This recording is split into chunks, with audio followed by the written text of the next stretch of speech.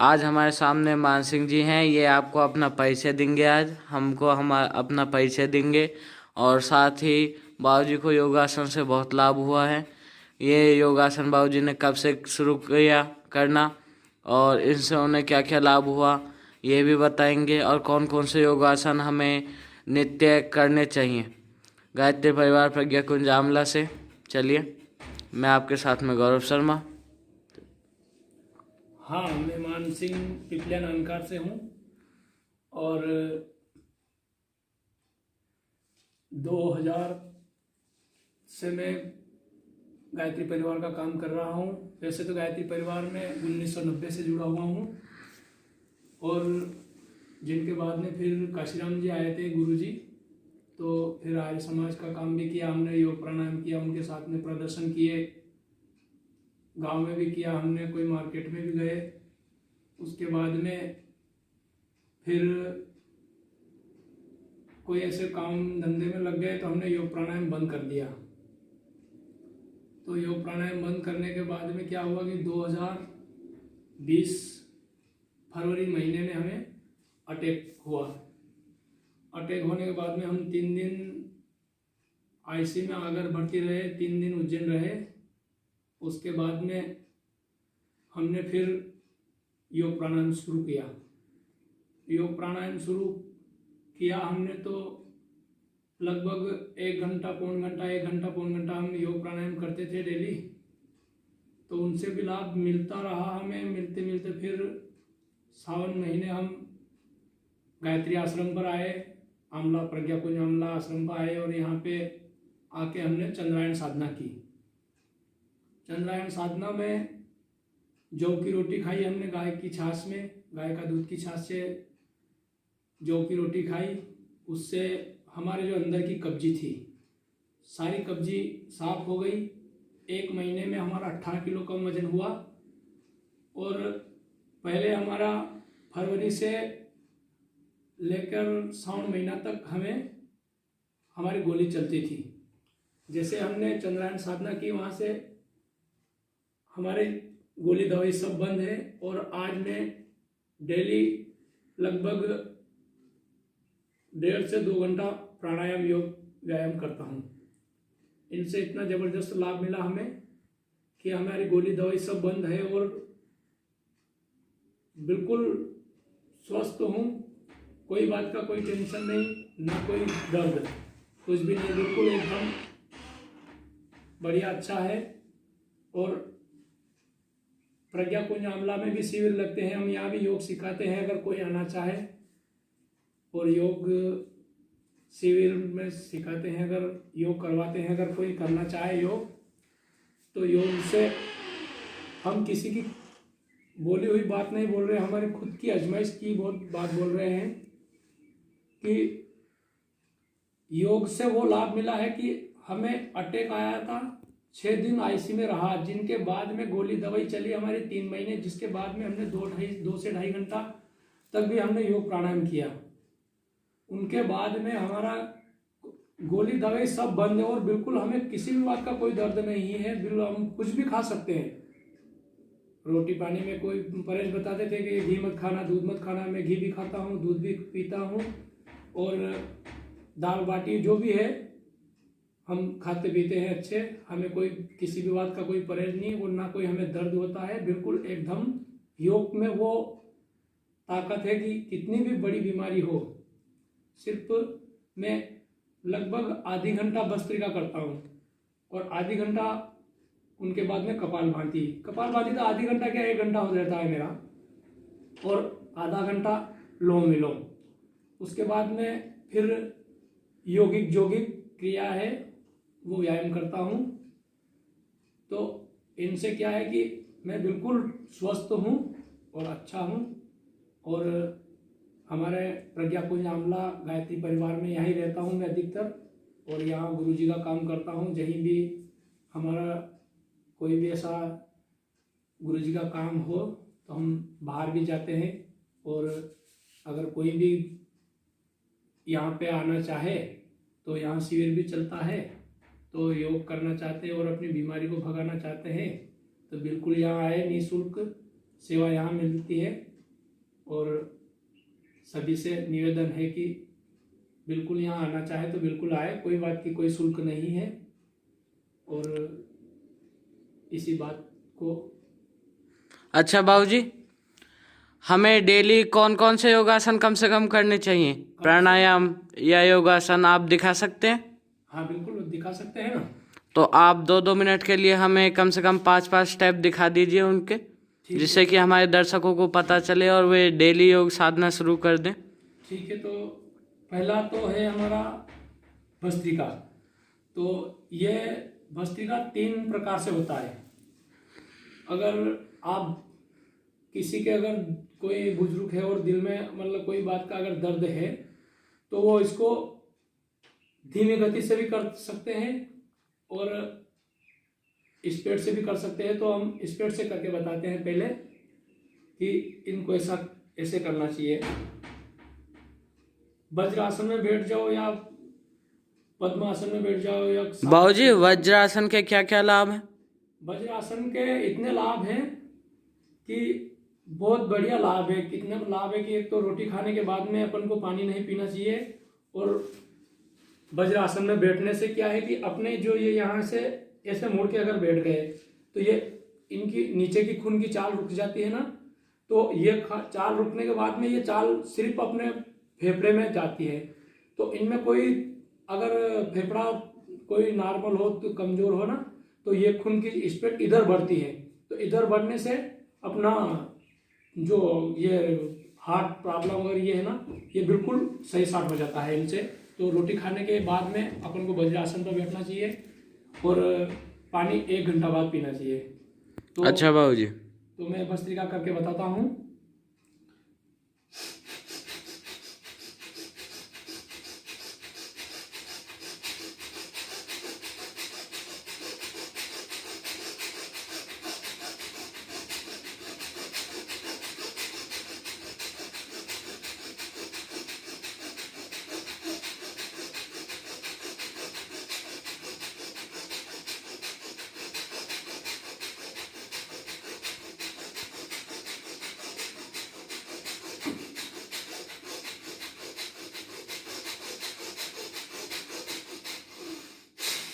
ये बाबूजी, जब आपने कंधे ऊपर उठे तो श्वास खींचा और कंधे जब नीचे छोड़े तो श्वास छोड़ दिया। इनसे क्या है कि जब भस्त्रिका प्राणायाम करते हैं तो इनको थोड़ा झटके से करना चाहिए। इन शोल्डर पर झटका नहीं पड़ना चाहिए, सिर्फ सांस का झटका लगना चाहिए। तो इनके साथ में ये हिलता है। जी बाबूजी। तो ये ऐसे करने से क्या होता है कि अपने पीठ पीछे अगर दर्द होने लगे, जी बाबूजी, तो क्या है कि इनको मैं करता हूँ लगभग 1 मिनट में ये 100 से 125 बार होता है। तो इनको अपन को लगभग मतलब मैं आधी घंटा करता हूँ तो 3-4 हज़ार बार सलंग एक ही स्पीड में करता हूँ। 3-4 हज़ार बार हो जाता है। तो इनसे अगर अपने पीठ पीछे थोड़ा बहुत दर्द होने लगे तो इनसे अपन को सुकून होता है कि अच्छा इनसे आपको लाभ मिलेगा। अच्छा बाबूजी, अगर आप तो इतने समय से अभ्यास करते आ रहे हैं, आप तो कर लेंगे, पर जो साधारण व्यक्ति है जो शुरू करेंगे उनके लिए क्या समाधान है? उसके लिए पहले उसको इतने स्पीड में नहीं करना चाहिए। उसको कैसे करना चाहिए देखना।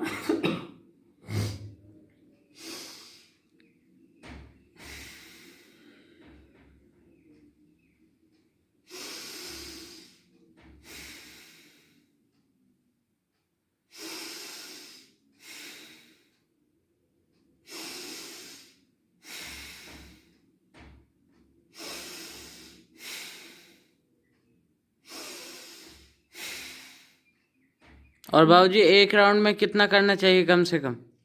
एक राउंड में जितनी अपनी योग्यता, लगभग 100 तो करना ही चाहिए, पर 100 से अधिक जितनी अपन से हो सके।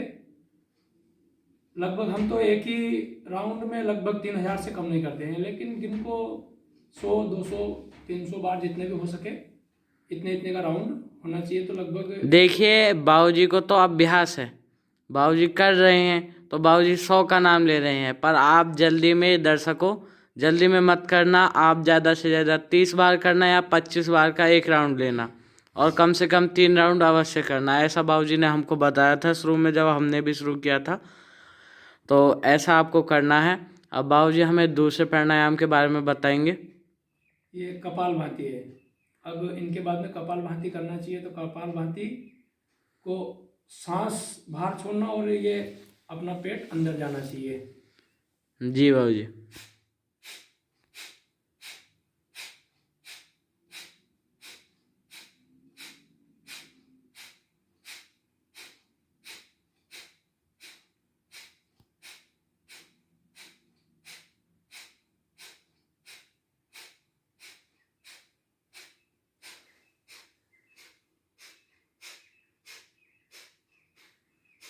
ये देखिए पूरा पेट अंदर खिंच रहा है और नाभि से लेके छाती तक पूरा श्वास धीरे धीरे बाहर आ रहा है। जब आपका पूरा श्वास बाहर निकल जाए तो आपको धीरे से श्वास लेना है और फिर से शुरू करना है। इसके भी आपको कम से कम 3 राउंड करने हैं, 25-30 के, 25-30 के कम से कम भी, जो शुरू कर रहे हैं उनके लिए। हाँ, मैं तो इनको सलंग लगभग इनको भी 2 से 2,500 बार करता हूँ। पर नए दर्शकों के लिए तो यही है कि जितनी उनकी योग्यता है वो 25 बार कर ले, 30 बार कर ले, 50 बार कर ले, पर लगभग आधा घंटा उनको करना चाहिए। जब भी प्राणायाम से लाभ मिलेगा, नहीं तो सिर्फ थोड़ा बहुत देर कर लिया और हमको तो लाभ नहीं मिला। पर ऐसे करना बिल्कुल गलत है। गलत है। लाभ जब भी मिलेगा कि क्रिया को पूरी समझे और पूरी विधि से नियमित रूप से डेली रोजाना करे, तो बिल्कुल अभ्यास डेली करने से बिल्कुल लाभ मिलेगा। ये गारंटी की बात है कि हमने आजमाइश किया हुआ है, खुद का आजमाइश किया हुआ है, हम किसी का कहा नहीं बोल रहे हैं। हमें फरवरी में अटैक हुआ था, 6 दिन आईसीयू में रहा, जिसके बाद में लगभग 4-5 महीने गोली दवाई चली होगा हमारी। उनके बाद में जैसा कि बाबूजी ने अभी पहले भी बताया था, पर अगर हम इस बात को लंबा खींचेंगे तो बाबूजी हमें योगासन नहीं करवा पाएंगे और वीडियो ज़्यादा लंबी हो जाएगी। फिर आप दोस्तों इसे देखना पसंद नहीं करेंगे, परंतु ये आपके हित के लिए, लंबी ज़रूर है परंतु ये आपके हित के लिए है। तो चलिए बाबूजी अब हमें तीसरा बताएंगे। इनके बाद में फिर ये लोम विलोम, तो लगभग ये भी आधा घंटा होना चाहिए। एक नासिका से श्वास खींचिए, दूसरी से छोड़िए। इसे आप कितनी भी तीव्रता से और कितने भी धीरे कर सकते हैं, पर इस बात का ध्यान रहे नाभि तक श्वास पहुंचाने का प्रयास करें।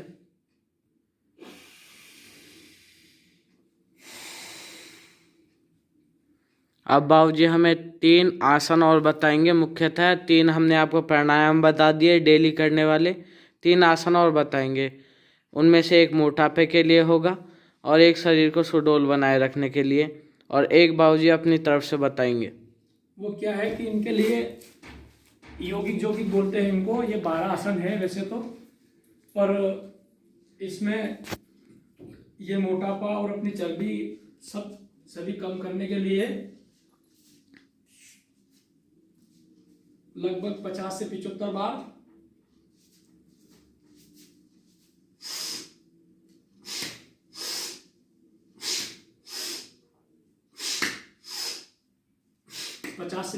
ऐसा करना चाहिए।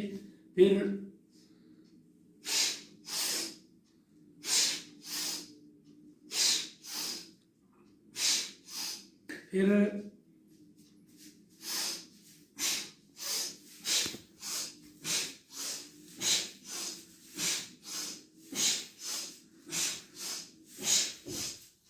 झुकते वक्त श्वास छोड़ देना है, उठते वक्त खींचना है बाबूजी।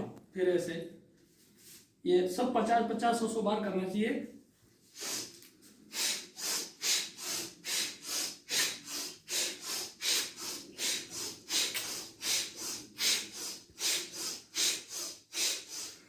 ये बाबूजी किस किस में लाभ देंगे जो आपने ये 3 आसन बताए अभी?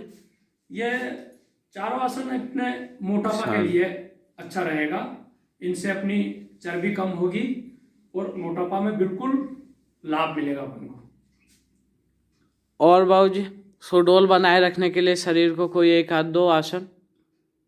आसन तो वैसे तो बहुत आसन है, पर इनको योगिक जोगिक क्रिया बोलते हैं। ये 12 आसन है इनके। अच्छा बाबूजी। तो इनके लिए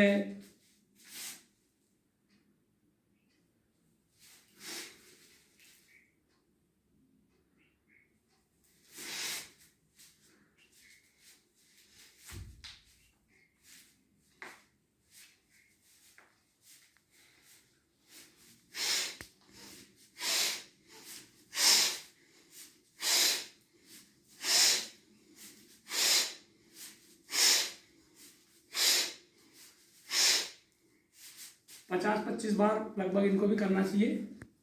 इनसे भी वो क्या है कि शरीर को खींचना चाहिए, ऐसे खींचा तो इसमें जितना भी बने इतना लपक के खींचने से इनका क्या है कि ये चर्बी घट जाती है, कम होती है। और मोटापा और पेट को कम करने के लिए एक और जबरदस्त बढ़िया अच्छा ये उपाय अच्छा रहेगा।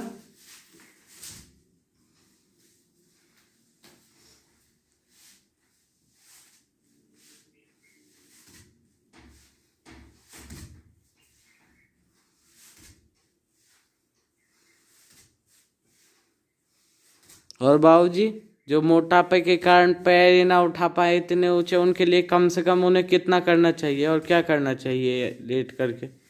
उनको जितनी उनकी योग्यता जितना उनसे बन जाए इतना करना चाहिए। उनसे करने से बिल्कुल लाभ मिलेगा। लगभग इनको भी 150 बार करना चाहिए। घुटने सीधे रहेंगे बाबूजी इसमें? हाँ, ये घुटने ऐसे सीधे के सीधे रहेंगे।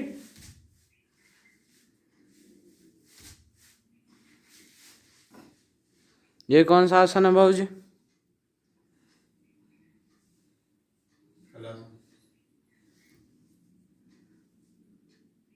ये भी इनसे जुड़ा हुआ आसन है।